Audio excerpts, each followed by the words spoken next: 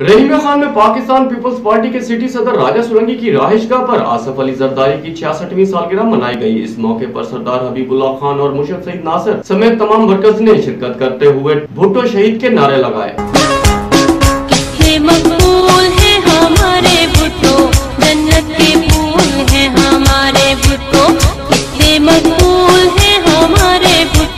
जो कर सकते हो कर लो, मैं घबराने वालों में से नहीं हूँ।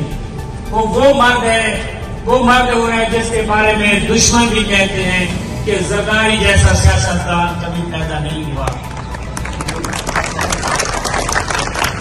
आज अगर हमें कश्मीर में 11 सीटें मिली हैं तो ये जरदारी साहब की सियासत की वजह से मिली हैं।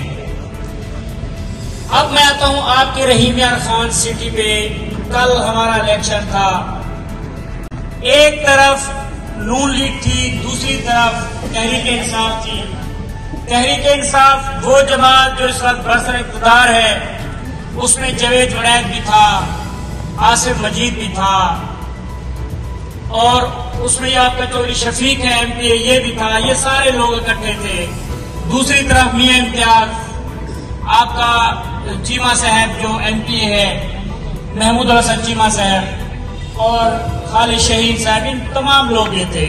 लेकिन आपको मुबारक देता हूं, खुदा की कसम, वो जो 11 वोट आपको मिले हैं, आप दूसरे नंबर पे आए हैं। मैं एहसान याद रखूंगा उन लोगों का जो इस दौर में भी जिन्होंने हमें वोट दिए हैं, ये जानते हुए कि बल्दिया भी उनके पास है।